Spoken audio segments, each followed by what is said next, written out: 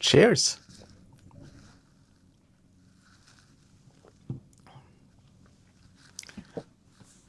AmiKit. One of my favorite ways to set up a base system to use as a modern Amiga has just dropped a new version. Version 13 is out, and I asked if I kindly could have an early access and have a look at it. And thankfully, I was allowed to have a peek at an early release. So keep in mind, the version that I'm showing is not the final version, but it's very close to the final version. It should be out today. I have already updated AmiKit because my update procedure is a bit different from the one you will get when the final version is out, so I couldn't show how that is done. New in this version is this launcher, where you can configure your setup, and that will start Amiberry, and you can set up everything you need, ROMs, how much RAM, etc. But most likely you want to stick with the default. There is also support for Linux themes. That way you can make it look like Amiga OS 1.3 and 3.1 or the earlier versions of the AmiKit desktop. But for the moment, I'll just stick with what's default.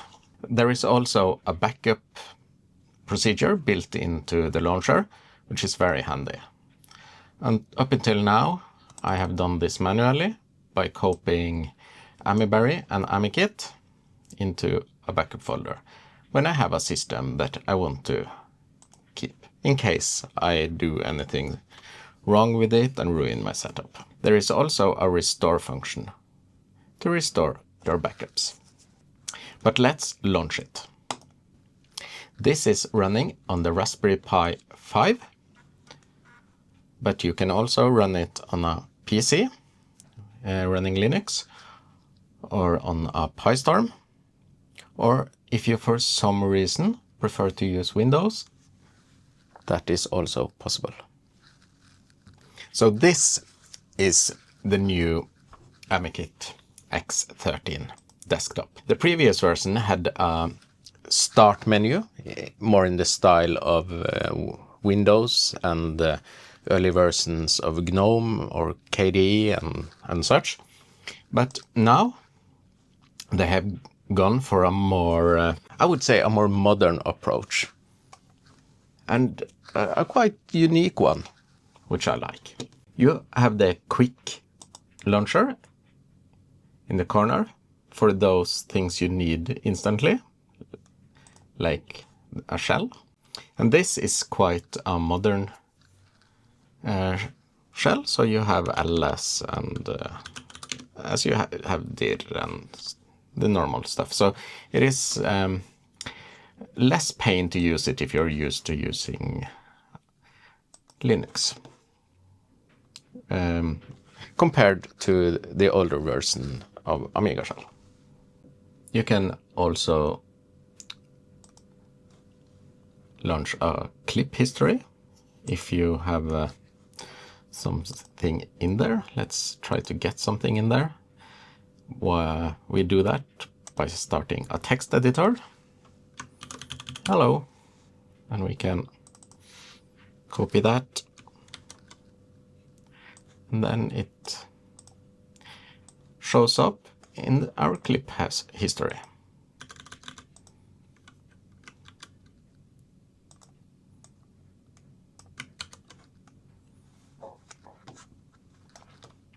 So quite handy and quite modern as well. It is starting to look like something from 2026, this. As earlier, AmiKit is using Opus Magellan, or Opus 5, as you may know it.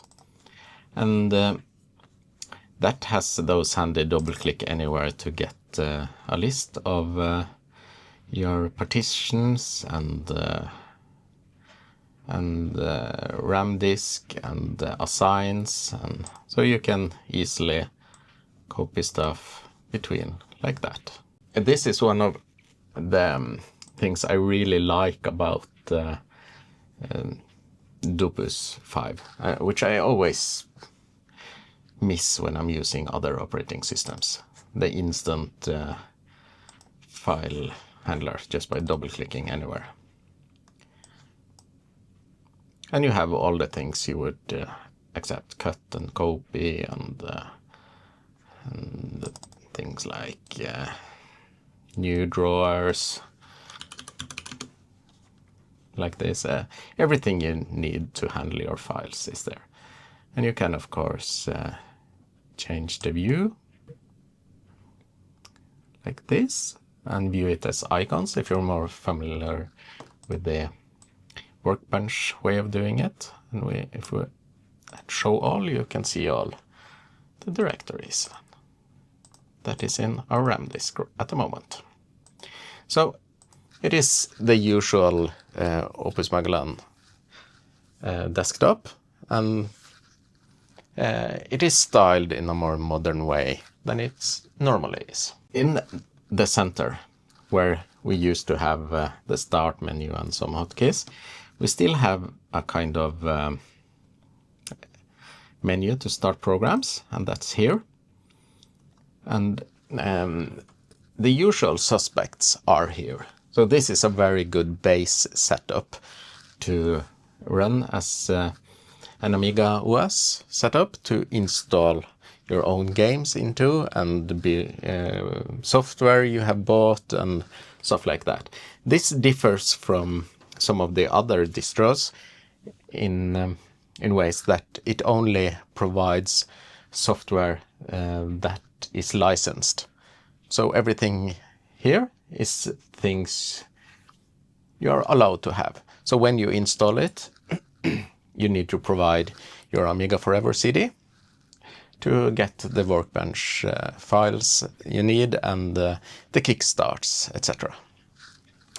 But back to the menu. We have things like Amiga Amp, the Winamp clone for Amiga, which can play MP3s. It has a QNX skin as default, but we can change that to the normal Amiga Amp skin if we prefer that. It also supports Winamp skins. I don't remember if you need to convert the images in the skins to IFF. I don't remember. It also has my favorite mod player, Eagle Player.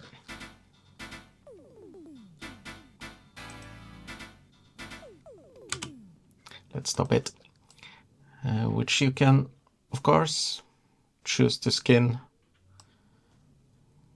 as the MP GUI, like Eagle Player should look, or the more modern MP GUI 24. This also supports the 14-bit amplifiers, but I've also seen a 15-bit amplifier. I've yet to dig into if that sound any different than the 14-bit. There is also, for those that prefer, and many of you do, prefer Hippo Player, it's also provided. There is a controller for controlling Sonos, if you have a Sonos speaker. There is a OGG player, there is a MIDI player.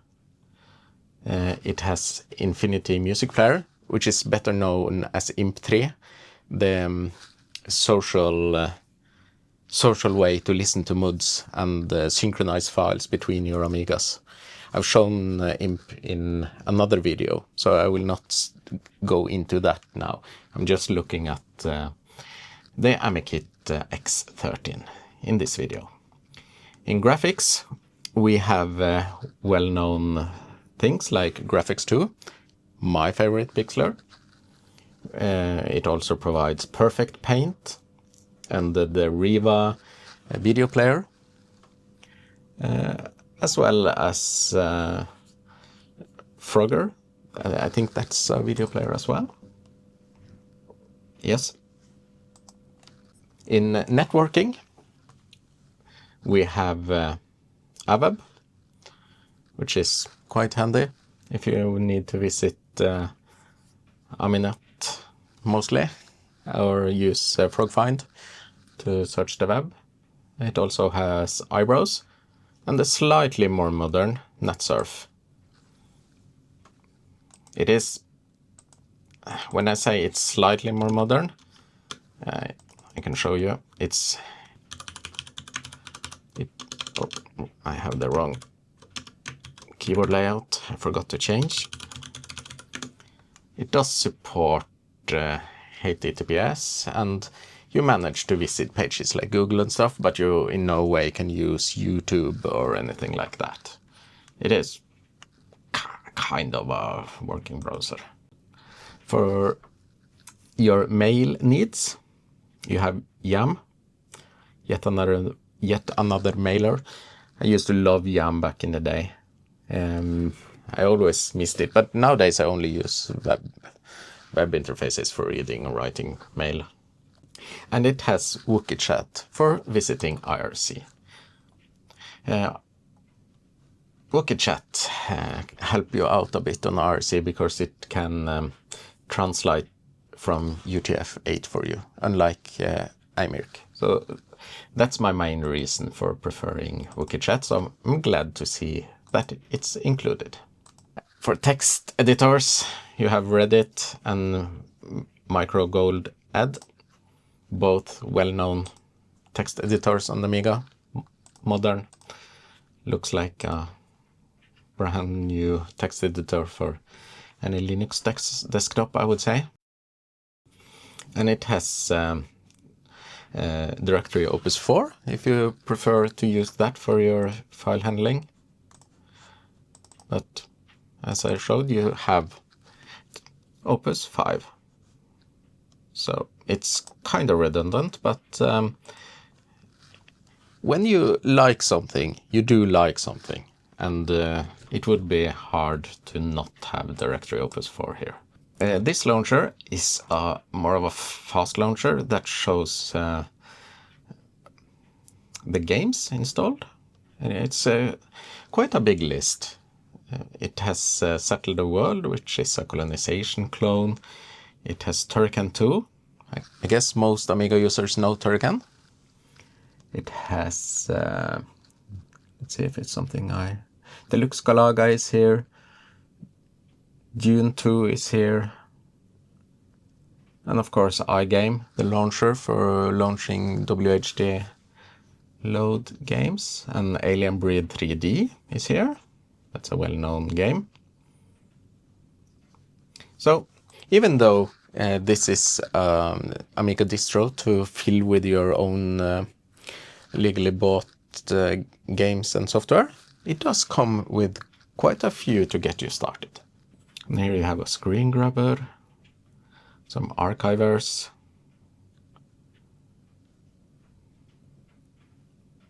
Multiview, the default program in Workbench to look at images and stuff. An icon editor, that's nice.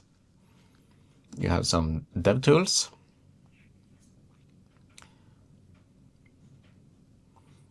And of course you have help files for different programs. So if you want to check help files for WHD load, it sends us to an HTML file. Okay, let's see if it has Norwegian WHD load docs, and it does. So that's handy. And here are the Linux programs you can start from within. So if you want a terminal, you can do this, and you have the Linux terminal. So if you want to SSH out to something, perhaps you use RC from another computer, this is the way to do it. At the moment, I've heard some rumors, but we'll have a revisit. And here are more configuration stuff. To edit the startup sequence and user startup. It does say be careful here, and I think that's wise. And here is shortcuts to preferences.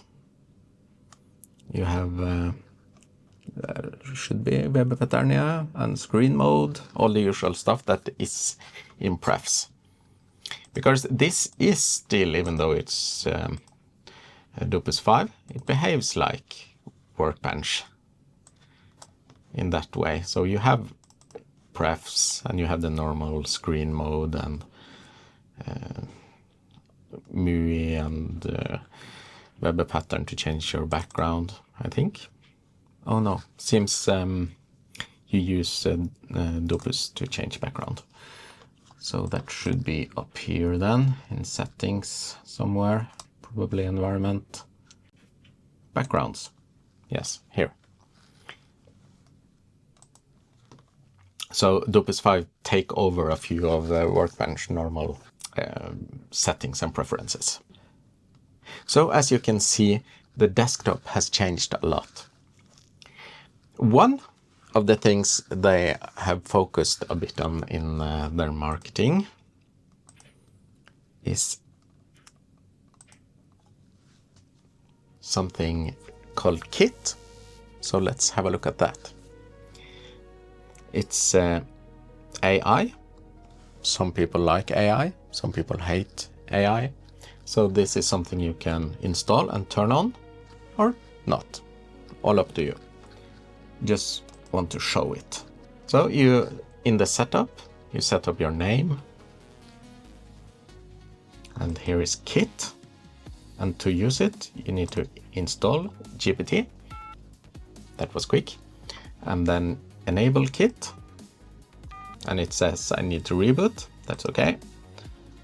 And here you can set the mouse speed and virtual mouse. Virtual mouse is something you use to match the speed of the Linux desktop mouse. It's kind of buggy, so I think it's wise that it's disabled. I've tried it before and it didn't behave like I hoped. And under credits, we can see the fine people who have made it. The main guy behind the Amiga part of it is Jan, and we have the well-known list of people that hangs around in their Discord. We Soldier, Cameron Armstrong, Philip Lonk, hope I said that right, or it's perhaps Philip Lonke, Jamie Honaker, and Blue Phoenix. It also gives nods to people that made WinUIE and AmiBerry and Emi68, if you're using the PyStorm. That's good. Give people credits when they deserve it. Good. But let's reboot and let's have a look at Kit. Cheers. Something happened. Let's reboot again.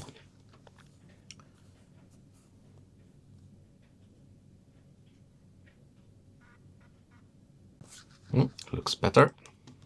Now we have a new button here, which says AI. And here we can choose AmiGPT, which is a normal GPT client for, I think it supports a lot of AI providers. Where is the settings? Ooh, wish I knew. Edit, project. Oh, here, perhaps, settings? Nope.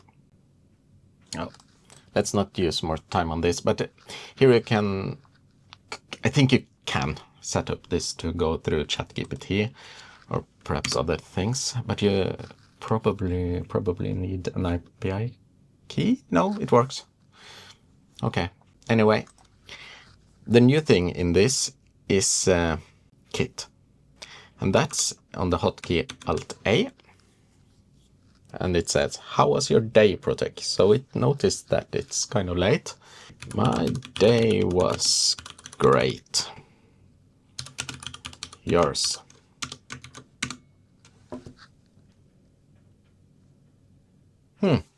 Good one. Kit didn't had to enter Windows. That's good. That's a good day. But it can do things. So it's just not a friend. When you miss a friend, you can do stuff like what's new on AmiNet this week?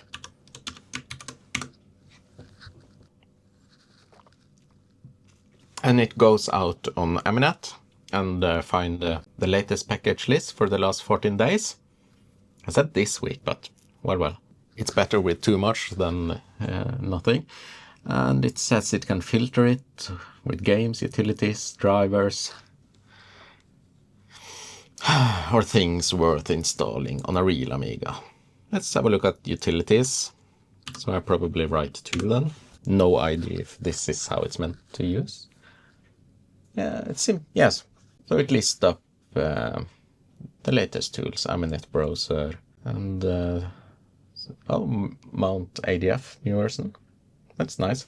As I said, this is something you can choose to use. And if you just want to try it, you turn it on, but you can then turn it back off if you prefer to not have an AI in this. The way you install games in this is it has WHD load installed for you, but it doesn't have games in there from the beginning. So the easiest way is just to press F12 and quit, and then you enter the Linux desktop, and here you have the directories for games and demos, WHD load. And I have downloaded Roguecraft 1.8, and that should go in. Oh, I already copied it, but you just drag it and drop it in there, and then it's ready for you. So if we start AmiKit, I don't have a joystick on this computer, so I'm not sure if Roguecraft support keyboard, but let's find out. So if we now enter WHD games directory and R for Roguecraft, this is the new version, by the way, and US icon.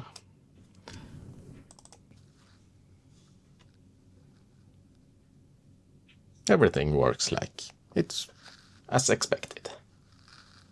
So that's how you install your games.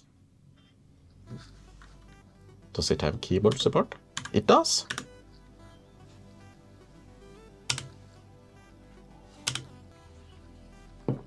This is the new version. The one that was ported back.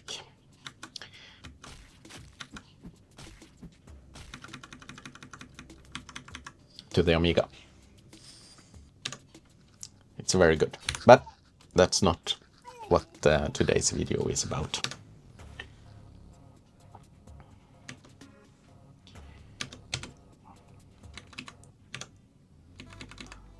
How do I get out of this?